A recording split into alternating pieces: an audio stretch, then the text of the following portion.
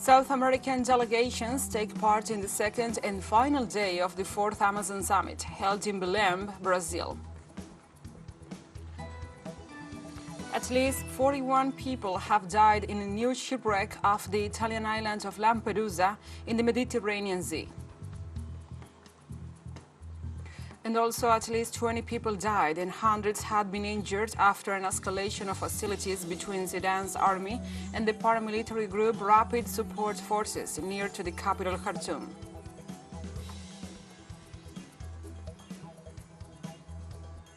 Hello from the headquarters of TeleSUR English in Havana, Cuba. This is From the South. I'm your anchor Gladys Quesada, and these are the news. On Wednesday in Brazil, delegations participated in the 4th Amazon Summit arrived to take part in the second and final day of the event being held in Belém. According to the schedule of the environmental summit, leaders of the 8 countries that make up the Amazonian Cooperation Treaty will dialogue with the leaders of nations that have rainforests in other regions to begin a process of building coordinated positions that will be taken to multilateral negotiations on environmental issues. On Tuesday, the Amazonian countries agreed in the so-called Belém Declaration to establish an alliance to combat deforestation among states and strengthen cooperation. Such a coalition seeks to promote regional cooperation in combating deforestation and prevent the Amazon from reaching the point of no return, recognizing and promoting the fulfillment of national goals, including zero deforestation.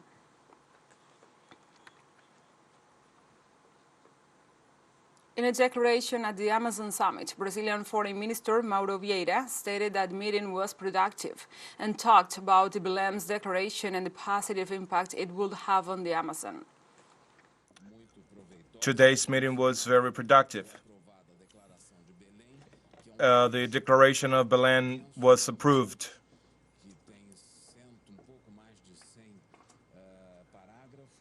It has a little more than 100 paragraphs, and all they are of great interest for the Amazonian community, for education, for knowledge, for joint action against illegal trafficking of wood and minerals, science and technology, health, and all areas of interest. The Bolivian president, Luis Arce Catacora, rejected the intervention of international enterprises in the Amazon and called for the implementation of an efficient, strong, and pragmatic multilateralism. Therefore, we reject any kind of intervention of international enterprises or foreign countries in the Amazonas, which will endanger and affect severely the well-being of the Amazonas.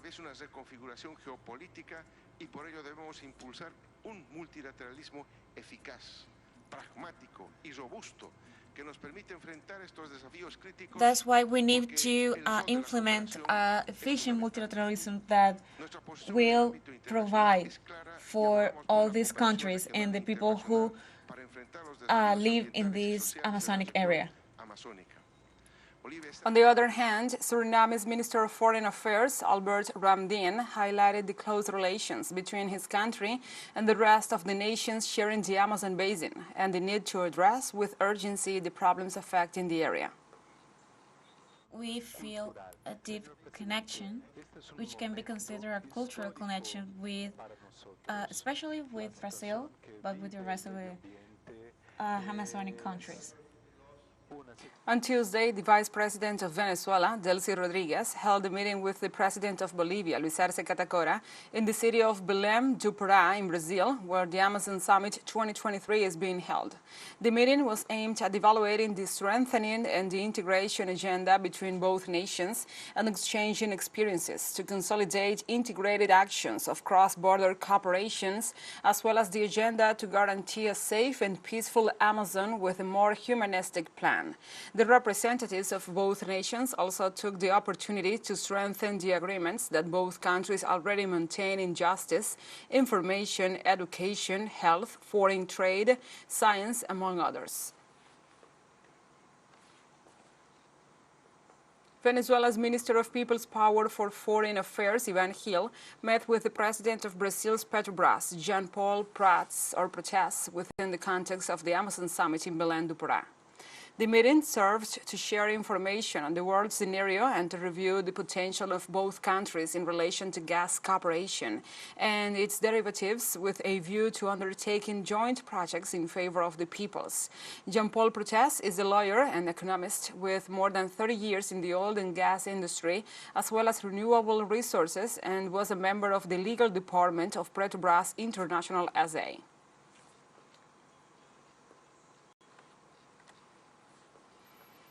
On Tuesday, in parallel to the meeting of leaders at the Amazon Summit in Brazil, there was a mobilization of the peoples of the earth who presented their demands to be included in the Belém Declaration.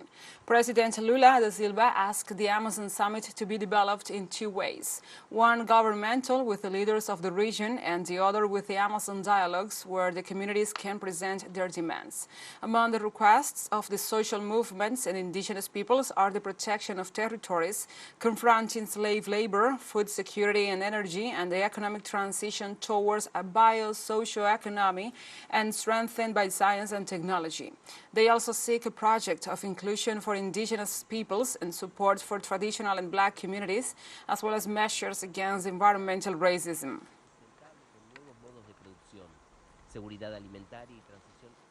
On Tuesday in Argentina, members of indigenous communities changed themselves to the building of the Supreme Court of Justice and began a hunger strike to demand a repeal of the reform to the constitution of the province of Jujuy. The native communities, members of the so-called Tercer Malón de la Paz, have spent a week camping in the front of the Judicial Power building located in the city of Buenos Aires. Faced with the refusal of the judges to receive them, 3 people changed themselves to the steps of the building and started a hunger strike, both of food and drink. The communities demand federal intervention in Jujuy and denounce that the reform imposed by the governor, Gerardo Morales, violates their ancestral rights over lands that the state intends to use for lithium mining.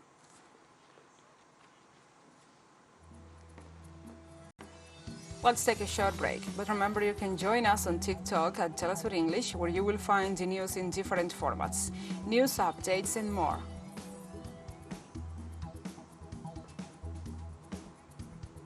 Other stories coming up. Stay with us.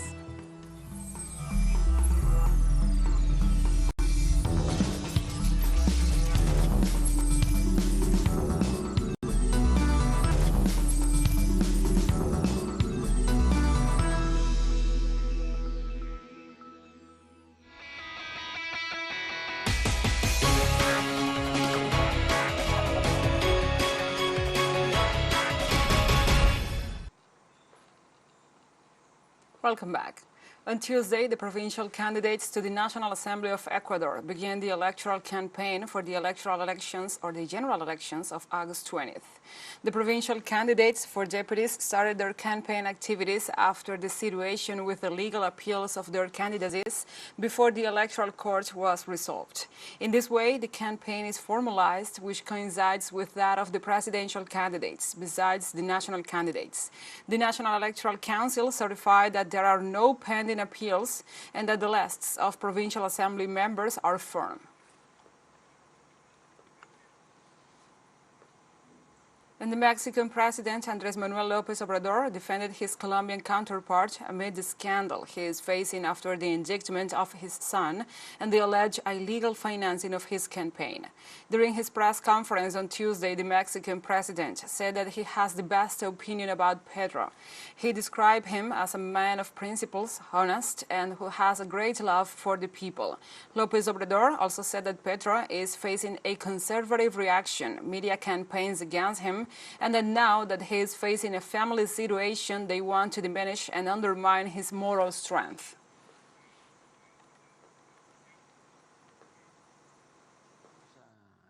Yes, we are going to be in Colombia with President Gustavo Petro. We are going to be with him. I have the best of opinions about him. He's a man of principle, he's honest people, he has a love for the people, and he's also the first president in decades who does not belong to the conservative bloc. who has dominated for centuries in Colombia and who were the one who led that broader country into a deep crisis. On Tuesday, U.S. President Joe Biden announced his administration approved the training of Ukrainian pilots to fly F-16S and cleared the way for a coalition of 11 Western countries to launch the training program. Defense Department spokesperson Sabrina Sine announced that the president has given the green light to allow and support the training to go ahead. The announcement paves the way for the coalition of 11 Western countries participating in the training program led by the Netherlands and Denmark to begin training Ukrainian pilots.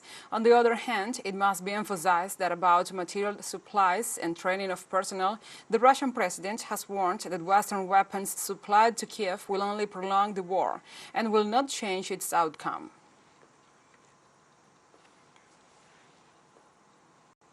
At least 41 people have died in a new shipwreck off the Italian island of Lampedusa in the Mediterranean Sea.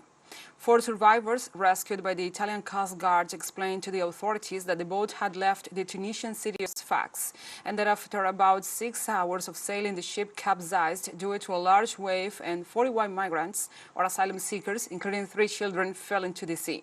Last Saturday, 2 other shipwrecks off Lampedusa were reported in which 34 people died. The disembarkations continue on the Italian island, in whose reception center, with a capacity for 300 people, nearly 2,500 people were crowded 2 days ago.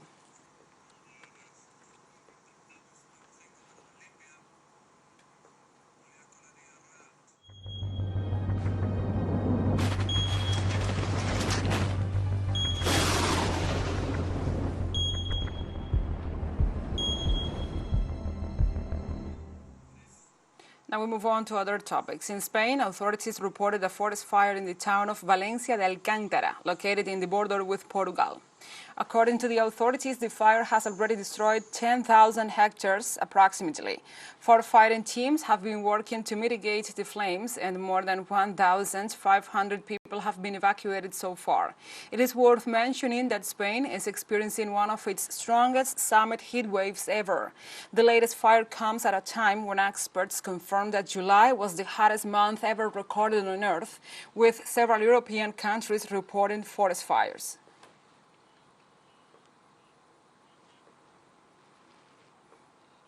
On Tuesday, hundreds of firefighters battled a forest fire that has burned for 4 days in southern Portugal, which, like neighboring Spain, is being quelled by a heat wave that has prompted widespread weather alerts. The Iberian Peninsula is bearing the brunt of climate change in Europe, with heat waves, droughts, and forest fires becoming more intense. On Monday, the temperature rose to 46.4 degrees Celsius in Santarém, central Portugal, a record for 2023, according to the provisional data from the Meteorological Office. More than 1,000 firefighters, backed by 10 water bomber planes, were battling a blaze that has already burned thousands of hectares near Odmira, southwestern Portugal, not far from the tourist hub of the Algarve.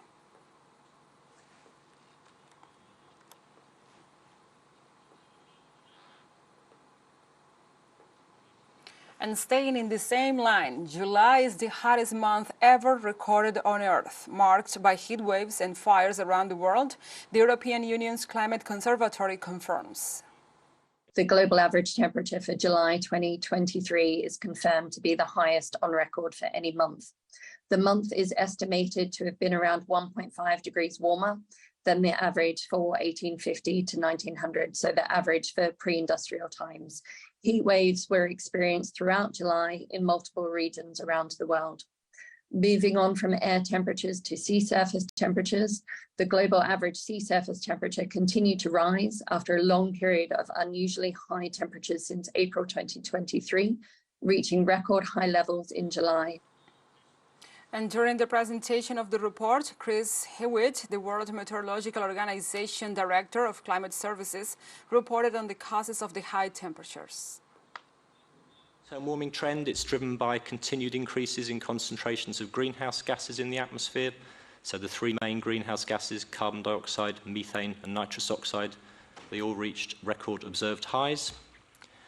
The warmest year on record so far was 2016, and that particular year was associated with a combination of a very strong El Niño event at that time, on top of the long-term warming of the climate system.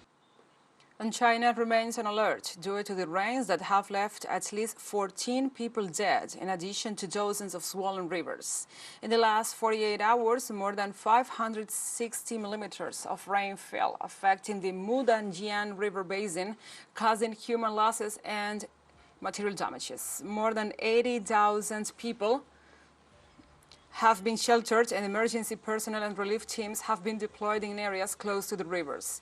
The local government issued a flood alert and has mobilized forces to repair roads, restore electricity and communications.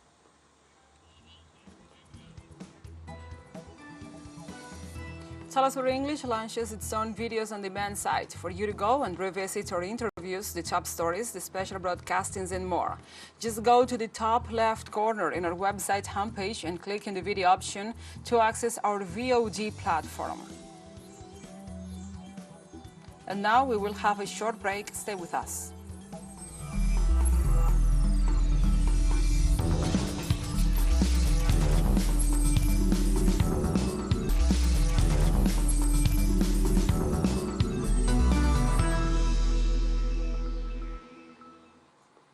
Welcome back. On Thursday, at least 20 people died and hundreds have been injured after intensified combats between Sudan's army and the paramilitary group Rapid Support Forces in many cities near to the capital. According to the Khartoum spokesperson for the Sudanese Red Crescent, Mohamed Abu Bakr, 14 people died in the town of Durman alone, neighboring Khartoum, because of the constant bombardments between the parties to the conflict since April 15th. Also, 6 others were killed in Khartoum North, Eastern Nile, and South Khartoum by shells, missiles and air raids, Abu Bakr said. The military junta of Niger rejected the ECOWAS proposal to establish an advanced dialogue following threats of foreign intervention in the country. Military leaders assured that the request of the regional body is irritated after the sanctions imposed, which do not allow them to receive this delegation in conditions of serenity and security. ECOWAS tried to send a delegation to Niamey City on Tuesday, prior to the meeting to be held by some countries of the bloc in Nigeria, where they will address the crisis facing Niger. The rebel military showed their unwillingness to engage in dialogue with the agency, as well as with U.S. envoys seeking military intervention to put ousted President Mohamed Bazoum back in power.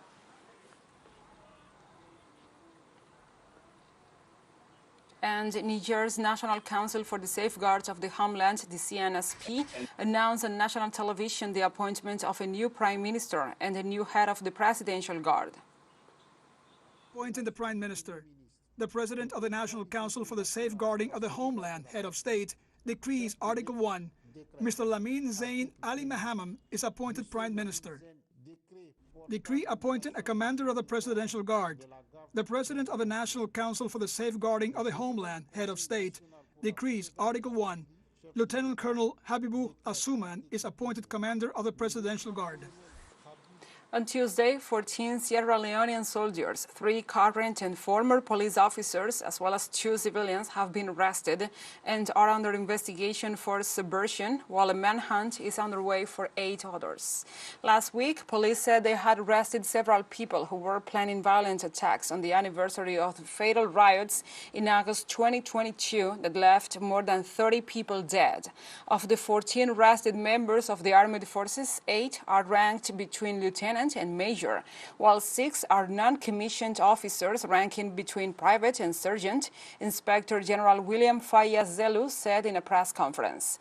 The inspector also said that Sierra Leone had appealed to Interpol to help extradite any of the suspects found abroad. On August the 10th last year, economic and political protests in the capital Freetown and other cities spiraled into deadly clashes. 27 civilians and 6 police officers died, according to official figures.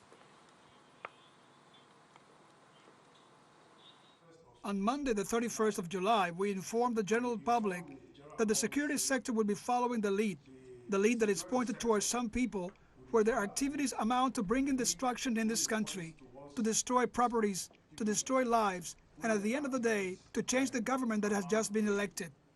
In the face of all this, as security sector, we want to assure the public that we are fully in control, we are fully in charge, and we're running these things.